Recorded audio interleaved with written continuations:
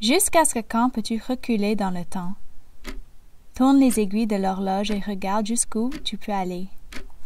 Avant les humains, avant même les dinosaures, des millions et des millions d'années avant les dinosaures. Pense à des forêts tropicales, des marais, regorgeant de verdure. Des requins nagent sous l'eau. Les premiers reptiles du monde s'aventurent sur la terre. Des libellules de 2 mètres de long bourdonnent au-dessus de ta tête. Il fait chaud et l'humidité colle à tes bras. Mais la forêt tropicale n'a pas duré toujours. C'est ici le lieu qui deviendra ma maison, la mienne et celle de plusieurs d'autres, Mi'kma'ki, aussi connue sur le nom de Nouvelle-Écosse. Les ères glaciaires sont venues et reparties. Le niveau de l'eau a monté, puis tombé, puis remonté. Les continents se sont déplacés et se sont brisés et réarrangés. Le territoire a bougé vers le nord. Les secrets de cette période étaient couverts de terre et préservés dans le roc. La baie de Fundy est une chose puissante. Elle pouvait déplacer des milliards de gallons d'eau chaque jour avec la marée. Non seulement était-elle puissante, elle était fouineuse, curieuse. Alors que sa marée se promenait le long des côtes, elle sentait qu'elle connaissait tout ce qu'il y avait à connaître sur le territoire qui l'entourait.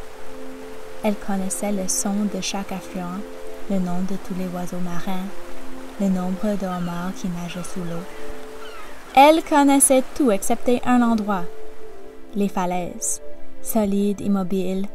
Elle ne trahissait rien de leur contenu. La falaise connaissait son passé secret, les libellules géantes et les arbres, les fourgères gigantesques, les vieux reptiles et les requins. Même lorsque la terre couvrait de neige et les lacs gèlent, jadis la falaise demeurait un paradis tropical. Elle ne voulait que personne d'autre ne le sache. Elle voulait conserver son savoir pour elle-même, son petit secret à elle. Elle aimait savoir quelque chose que les autres ignoraient. Quand les eaux de la baie passaient près des falaises, elle lui demandait toujours « Quels sont tes secrets ?» La falaise répliquait « N'est-ce pas que ça t'intéresse ?» La baie de Fundy est une fouineuse, une curieuse. C'était leur jeu. Tous les jours, quand la marée montait et descendait, la baie criait « Quels sont tes secrets ?» et la falaise répondait « N'est-ce pas que ça t'intéresse ?» Ce fut ainsi pour des milliers d'années. La falaise se croyait plus puissante que la marée. Elle était roc. Aucun humain ou animal ne pouvait la déplacer. Ses secrets étaient saufs. Un jour que la falaise regardait par la baie, admirant le sol sur l'eau, son regard se baissa. « Hein? » Un de ses secrets, révélé!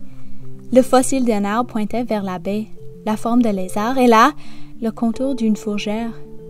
Soudain, c'était l'heure de la marée. Elle cria « Quels sont tes secrets ?» comme à tous les jours. Mais cette fois, la falaise resta silencieuse. Elle savait qu'elle ne pouvait plus cacher ses secrets.